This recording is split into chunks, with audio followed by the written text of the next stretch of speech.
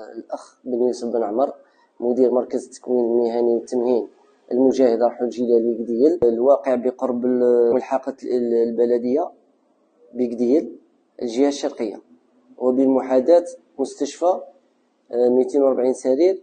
الطاقة الاستيعابية للمركز هي 250 مقعد. يحتوي المركز على مطعم داخلية والقاعات للتدريس و5 ورشات ومخبر. المركز يقوم بتكوين في جميع الأنماط، النمط الحضوري اللي فيه تخصصات الكهرباء معمارية، الخبازة وفطائر، الحداد الفنية، ميكانيك تصليح السيارات الوزن الخفيف، نجارة الألمنيوم. فيما يخص نجارة الألمنيوم قد حول التخصص إلى نمط التمهين. أما فيما يخص التمهين فيمكن تدريس جميع التخصصات الموجودة في مدونة الشعب حسب التخصصات الأساتذة المكونين بالمركز. كذلك تكوين المستفيدين من منحة البطالة، كذلك المستخدمين يمكن الاستفادة من الدروس المسائية على مستوى المركز في التخصصات التي يمكن تدريسها على حسب الوسائل المادية المتوفرة على مستوى المركز.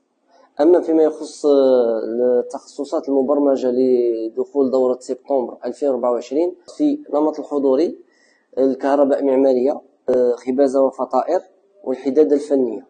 أما في التكوين عن طريق التمهين برمجنا 4 تخصصات اللي هي التركيب الصحي والغاز، التلحيم، توازي وموازنة العجلات. هذه فيما يخص. أما فيما يخص التكوين التعاقدي كنا مضينا اتفاقية مع جمعية طبانة، والتي تقوم بتكوين المرأة الماكثة في البيت وكذا طالبات على مستوى الإقامات الجامعية للبنات على مستوى الولاية، واللي كانت تجربة ناجحة في الدورة السابقة، وقلنا نجدد معها التجربة هذه في الدورة هذه إن شاء الله بإذن الله، حيث برمجت التخصصات التالية: صناعة الحلويات الغربية، صناعة الحلويات التقليدية، الأطباق التقليدية، تلقيح الإعلام الآني، خياطة وتجميع الملابس، وكذا صبغ الشعر، إزالة الشعر وجعد الشعر. أما فيما يخص تكوين المستفيدين من منحة البطالة برمجنا تخصصين اللي هي صناعة الحلويات التقليدية وصبغ الشعر فيما يخص هذا التكوين.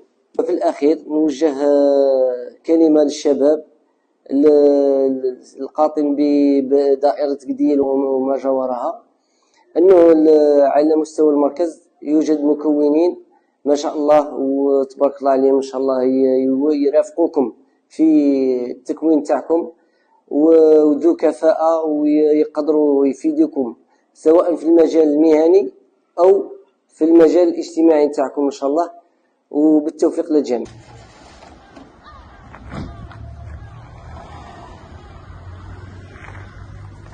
متربي صالح عبد الله طيب، أدرس هنا في التكوين المهني مجاهد راح الجيلالي. التخصص تاعي خبازة وفطائر. مدة التكوين 12 شهرا. السداسي الأول ونحن في السداسي الثاني. علمنا كل أنواع الخبز، خبز عادي، خبز سميد، خبز شعير. رانا في السداسي الثاني رانا نقروا على الحلويات، يعني كرواسون، بان شوكو اللي بيه هذو كاع.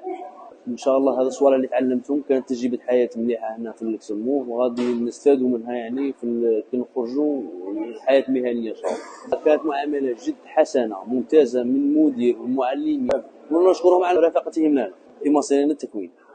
المتمهن في مركز التكوين ديال عابد أيمن، تخصص نجارة الألمنيوم والبي في سي. مدة تكوين 12 شهر. تعامل بالأون منها كوليسون، أبواب 104 102. مبقاش بزاف ونكمل إن شاء الله يوفقني. تعلمتهم فيدوني في مشروعي المستقبل إن شاء الله.